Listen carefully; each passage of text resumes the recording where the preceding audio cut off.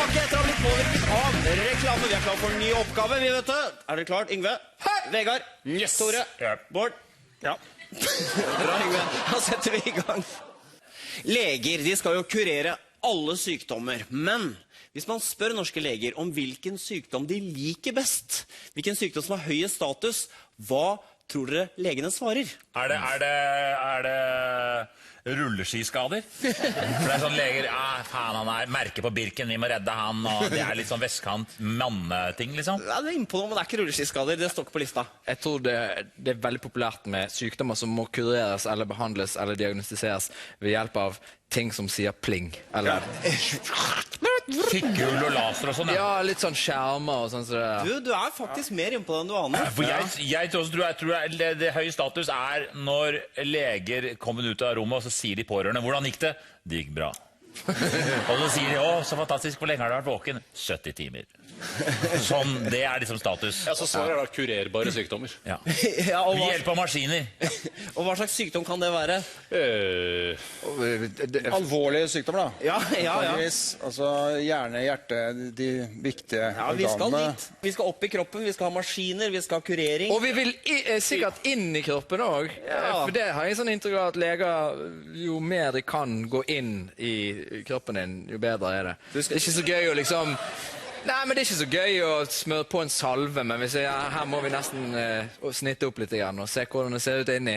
Ja. Det tror jeg de har en sånn fetisj på. Og hvor er det de virkelig må åpne opp ting og spenne opp ting og vri opp ting? Det er hjertet. Her skal vi se lista. Vi begynner allerede på 5. plass. Der kommer testikkelkreft.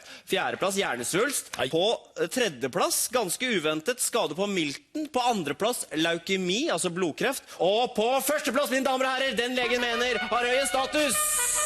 Woo! Hjerteinfarkt! Det er bra. Jeg synes det er veldig hyggelig å se at skade på milten har kommet helt opp på 3. plass. Den var jo en bobler i fjor.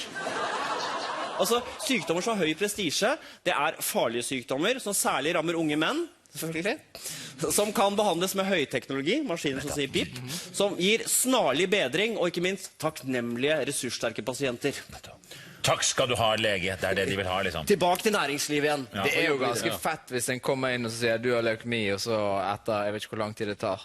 Altså, nå har vi bare, du hadde en livsfarlig sykdom i blodet ditt, men vi har bare byttet ut alt blodet ditt og tatt noe margstransplantasjon og sånn, så nå er du frisk. Det er jo fett å kunne si det. Det er den attituden. Så er du... Vegard, du burde bytte fastlege, du. Ja. Ok, men midt på sykdomsrangstigen til legene så ligger blindtarm og astma, men av de 38 sykdommene legene ble spurt om å rangere, hvilke kom på siste plass? Kan det ha vært delt siste plass mellom pest og kolera? Jeg føler at man må da gå i stikk motsatt retning av hva de da likte veldig godt. Som er da unge, takknemlige menn. Så det må være gamle, utakknemlige damer. Som har sykdommer. Som er selvforskyldt. Som ikke lar seg. Sånne sykdommer som du går til lege med, og de sier, hvordan går det? Jeg føler meg litt bedre, men ikke helt frisk. Ja. Vi får vente litt til, da. Også, sånne sykdommer. At det kan være liksom i underlivet, at det er sånn underlivs-jackpot, for å si det sånn. Full pakke der nede, liksom. Sentralafrika. Ja. Ja. I hvert fall hvis jeg skal resonere ut fra hva som var det mest populære. Ja, men det synes jeg du skal gjøre. Ja. Og da har vi en sykdom som heter... Den heter rektal katastrofe.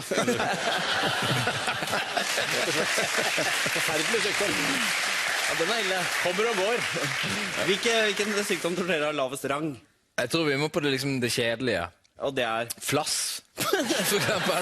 Ja. Flass eller ganske vondt i hodet eller noe sånt. Ja, flass er så uverdig. Ja. Og så er det alltid de som har problemer med flass. Det er alltid de som går med svarte klær. Ja. Man ser det så godt, og det er for mye til at du kan kommentere det. Og så du må bare la det være. Ok, flass, rektal katastrofe.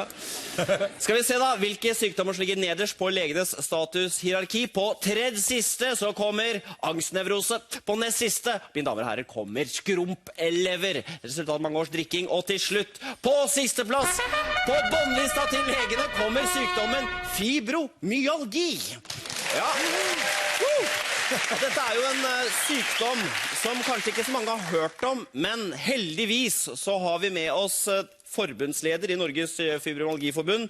Solrun Dvergsdal, du har fibromyalgi selv, ikke sant? Ja, det har jeg. Og du var så stolt over det.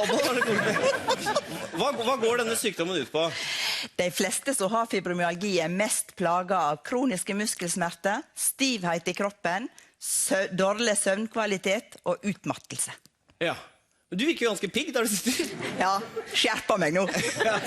Hva er det denne sykdommen kommer av? Nei, det er jo noe av det en ikke vet. Ja. Det er arvelig. Det er arvelig betont. Jeg har ikke funnet genet, men det er arvelig. Så tror jeg at noen av oss utløser det ved å kjøre oss for hardt. Utpreget ja-menneske. Og så Du stilte opp her blant annet. Ja, for eksempel. Og så får en ofte et slags utbrudd, der en blir veldig, veldig dårlig. Er det noen som har blitt kurert? Blitt friske? Veldig få. Jeg tror egentlig ikke at noen blir friske. Jeg tror kanskje at de er feildiagnostiserte hvis at de blir friske. Altså, hvis du ble frisk, så hadde du ikke fibromyalgi? Nei, riktig. Så hvor mange i Norge er det som har denne sykdommen da? Cirka 200 000. What?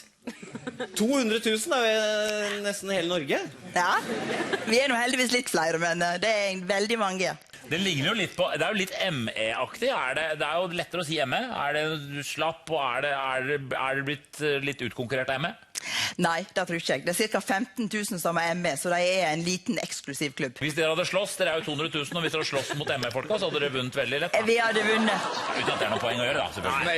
Men blir dere mer slitne? Det kommer jo an på hvis de blir mer slitne enn de. Sant? Så. Men ME-folk ligger jo med bind for øyet i et mørkt rom. Det er lett å ta den, da. Altså, ifølge forskerne bak denne studien så kjennetegnes sykdommer med lav prestisje at den rammer eldre kvinner, er selvforskyldte, utvikler seg sakte og varer lenge, kanskje hele livet, kan ikke behandles med høyteknologi, altså pling, og gir utakknemlige pasienter som klager mye. Er dere utakknemlige pasienter? Ja.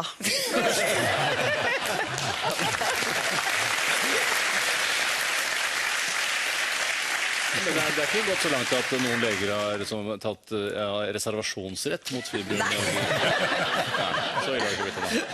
Nei, men jeg hører av og til at de blir kastet ut av legekontoret, og det er vel ganske nær reservasjon, kanskje. Stopp mot reservasjonsrett. Men hvis du hadde vært lege, så hadde du vel skjønt at å få inn en ung kar med en sykdom som kurerer i en fei, ut igjen, versus en klagete som aldri blir frisk, og alltid er sliten. Hvilken pasient ville du helst hatt, Solrun?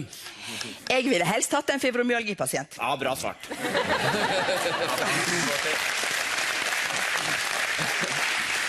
Men Solrun Dvergsdal, takk for at du kom, og lykke til videre med arbeidet med å fremme prestisjen for denne sykdommen.